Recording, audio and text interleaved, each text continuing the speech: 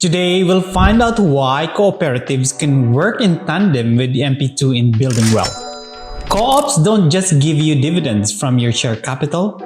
It also gives you discounts on groceries, loans when you need cash, and a real share of profits just for being a member. Most reputable co-ops give you a solid return of 10% or even more. In this video, we'll see how your regular 1,000 pesos per month can grow over 5, 15, and 20 years with the numbers side by side.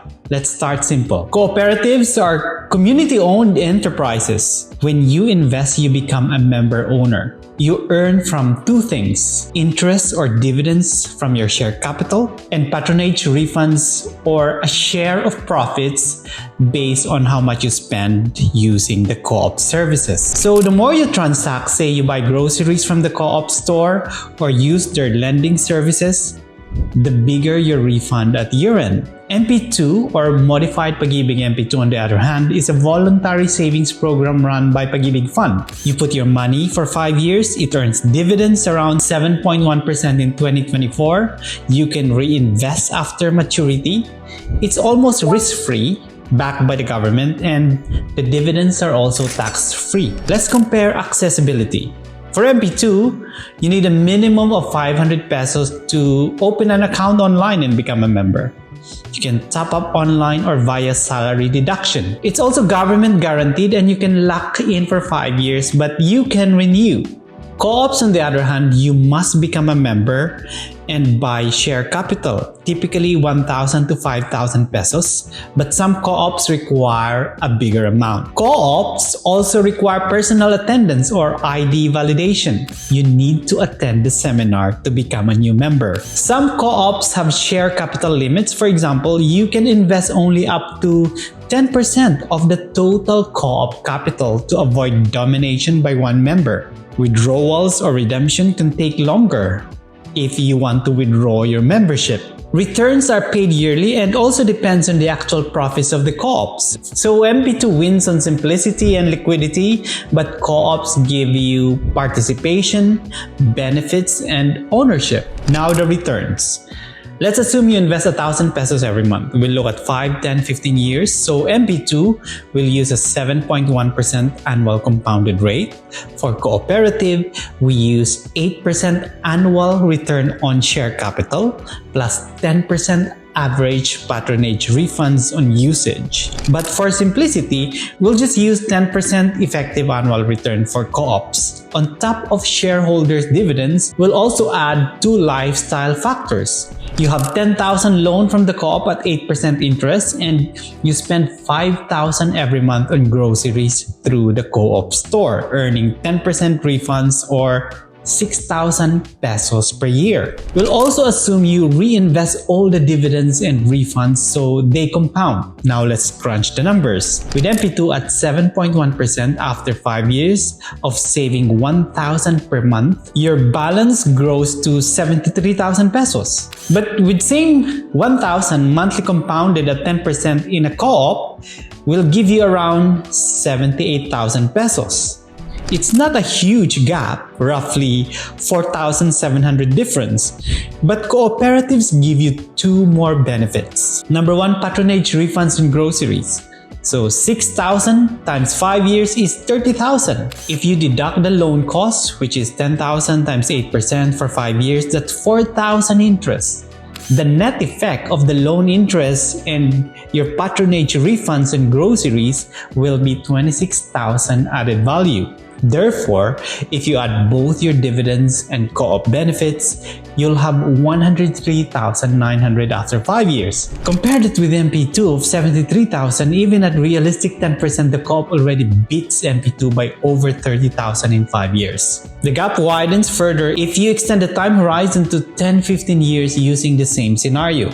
As you can see, cooperatives provide 40% higher long-term outcome compared to MP2. In short, cooperatives have added advantage. It provides higher potential returns. Our 10% model already beats MP2 by 40%. Patronage refunds, you earn while you spend in the co-op. You have access to low-interest loans as a member. Community ownership is also an added advantage. You are investing in your local community, which is a real tangible impact. You help farmers, producers, or local stores grow. However, cooperatives can have disadvantages. Number one, it's not always liquid. Withdrawing shares can take time. And once you withdraw, you are no longer a member. Number two, performance year-on-year varies. While we assume 10%, there can be years where co-op's performance is not very good. Number three, returns depends on how active you are as a member. To avail of patronage refunds, you need to spend money in the co-op or use their products or services. Number four, not all co-ops are the same. Regulation and transparency differ per co-op. And lastly, some co-ops limit capital investment. MP2 also have pros and cons.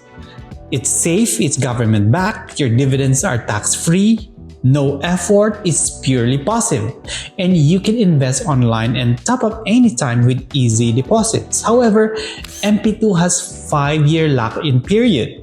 Returns are also capped by government performance. The 7% is not guaranteed.